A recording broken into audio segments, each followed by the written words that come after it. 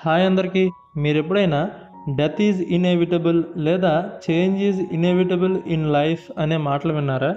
ఈ ఇన్ఎవిటబుల్ అనే ఇంగ్లీష్ పదం అర్థం తెలుగులో ఏంటో, ఎలా వాడాలో ఈ వీడియోలో మనం తెలుసుకుందాం. So let's begin. దీని డెఫినేషన్ ఏంటంటే, something that cannot be avoided or certain to happen అని. అంటే అనివార్యమైన లేదా తప్పనిసరిగా జరిగేది అని.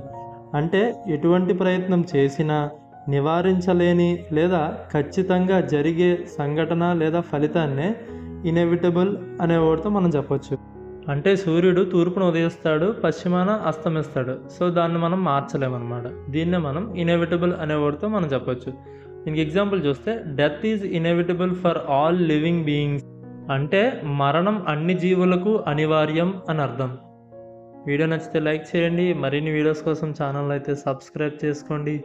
Thanks for watching.